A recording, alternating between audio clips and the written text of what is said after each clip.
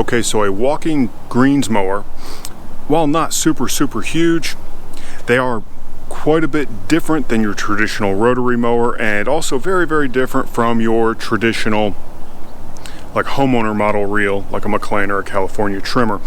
There is a learning curve to these, and the biggest problem is people may think that my yard is not quite cut out for a machine of this caliber, so they settle for a homeowner's model. Well, I can tell you right now, that's totally not true. Okay, so these greens mowers were never intended for home use. That's just a byproduct of evolution. We're gonna go with that, evolution. So they weren't designed for tight spaces. Any of you play golf? Probably, maybe, who knows. I play when I can, but I'd rather have the golf course in my yard and not go to the golf course because I'm terrible. So they're used to wide open spaces, easy to turn around, no obstacles. That's everything that a homeowner does not have. So with that, there's consideration. One, you really need to limit the amount of obstacles in the yard. However, I didn't last year, I did this year, and I feel it's going to work out really well. The terrain, while these do travel pretty well up a hill, down a hill, on slight slopes, by no means are they used to like the 45-degree slopes or any of the crazy crap you have in the back, like I have in my backyard that you see behind me. Absolutely not. But don't let anything discourage you if you are wanting to go on this journey.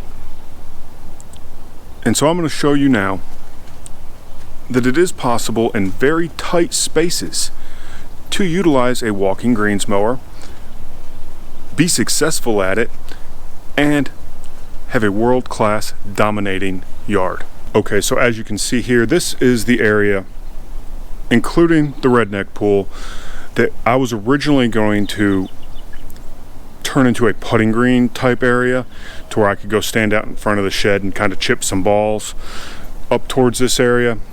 However, I made the mistake of saying, hey, we should get another one of these redneck pools, and the wife took me to the word on that. So fellas, don't do something stupid like I did if you don't want one of these guys.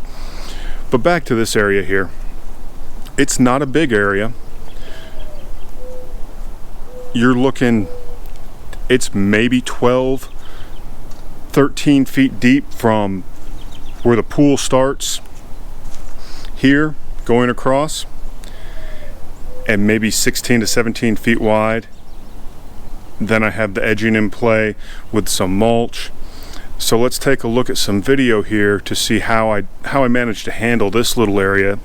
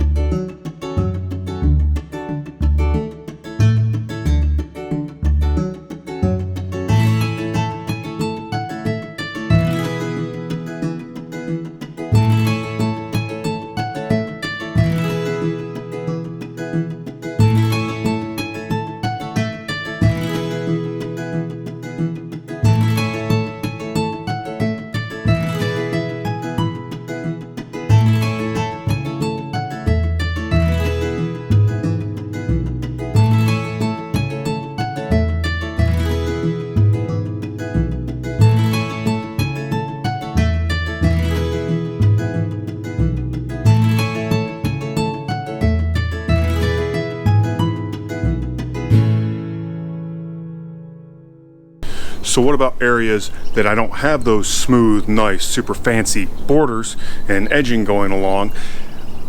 What happens with like 90-degree or other weird angles? Do I have issues with that in the small area, in these small confined spaces? Well, not really. Other than the excess of wear, the greens mowers handle them perfectly. Behind me you can see my side piece. This area here I don't care about. I have my dreams that I've been talking about for years to go ahead and do a nice little walkway connecting my front porch to that back gate. However, yeah, that hasn't happened yet. But the greens mower handles it very well. I don't know how to stripe that area consistently because it's some weird tiny triangle. However, on my side yard, let's go take a look at that. Totally different story. Very small area with an incline, and again, the greens mower handles it.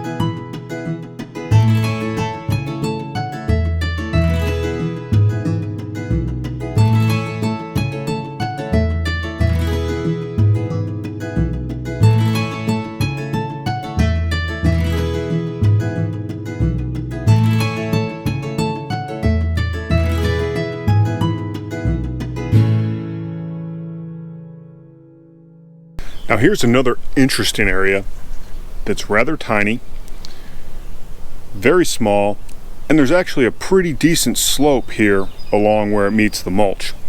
Now this area is about 16 to 18 feet, counting the angles long. It's only about 6.5, 7 feet wide. Very, very narrow area. As you you probably can't see it now because it's been a couple days, but I typically just do 2 big fat stripes, doubles on both sides. It works best and it looks really cool. But this area here, I successfully navigate with my greens mower. It took a little bit. I was very worried. It is not smooth at all. This area here has a really, really good dip in it that I need to slowly bring up. I should have fixed it more, but this was just kind of a last minute renovation with some leftover seed. But let's see if we can see the angle here. It's kind of hard, but no, I think with the fence you'll get a pretty good idea. That's a pretty decent incline in a very, very tight spot, and outside if the grass is very, very wet, the aluminum drum on the greens mower handles it perfect. Nothing to worry about. Okay, so with that you can see that a greens mower is definitely capable of operating in a rather tight spot. You just have to get comfortable with the controls. Go slow at first, it's okay.